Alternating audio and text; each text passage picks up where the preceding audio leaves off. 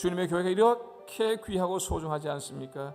이렇게 귀하고 소중한 주님의 교회를 통해서 주시는 하나님의 은혜와 축복을 우리가 받아야 될 터인데, 하나님의 은혜와 축복을 받아서 누리기 위해서 우리는 과연 무엇을 해야 하는 것입니까? 첫째, 우리는 하나님의 집 교회를 사랑하고 우리는 교회를 사모해야 하는 것입니다.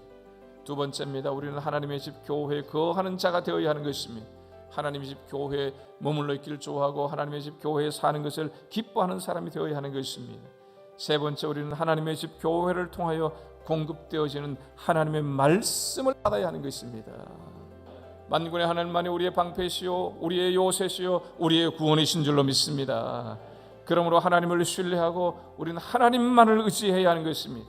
그리고 하나님께서 우리에게 공급해 주신 그 힘과 그 능력으로 충만해져서 세상을 이기고 세상을 승리하는 그런 성도가 되어야 할 것입니다. 근데 하나님께서 공급해 주시는 그 힘과 능력은 과연 어디에서 오는 거예요? 하늘에서 그냥 우리에게 능력이 뚝 떨어지나요? 하늘에서 힘이 뚝 떨어지나요? 그렇지 않잖아요. 그 힘과 그 능력은 여러분 바로 하나님의 말씀을 통해서 오는 거예요. 하나님의 말씀을 통해서 하나님의 능력과 하나님의 힘이 우리에게 공급되어지는 것입니다. 하나님의 말씀을 붙잡고 그 말씀과 함께 사는 사람, 곧 말씀 신앙이 든든한 사람은 어떤 상황 속에서도 결코 무너지지 않는 거예요. 우리는 그렇게 잘하지 못하는 부분들이 많지 않습니까? 그러나 믿음의 조상들은 그렇지 않았습니다.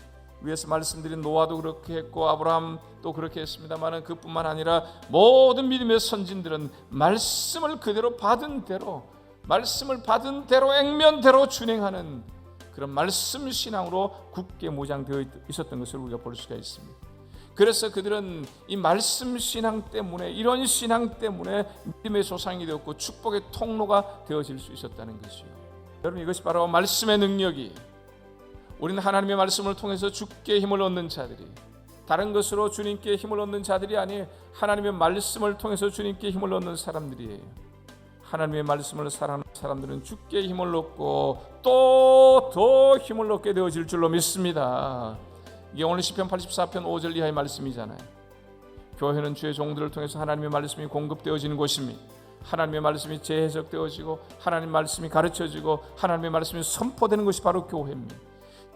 성경을 통해서 또 강단을 통해서 선포되어진 하나님의 말씀을 순전한 마음으로 받으시고 그 말씀을 잘 흡수하고 그 말씀을 영의 양식으로 삼는 사람은 주님으로부터 힘과 능력을 공급받게 될 줄로 믿습니다. 그러므로 우리 성도들은 언제나 하나님과 우리 사이에 대화의 통로인 말씀의 문이 열리도록 기도해야 될 줄로 믿습니다. 이번 부흥성회를 통해서 하나님과 우리 사이에도 하늘문이 열리는 축복이 있게 되길 바라고요. 하나님의 말씀의 문이 내게 열리는 그런 놀라운 시간 되기를 주님의 이름으로 축원합니다.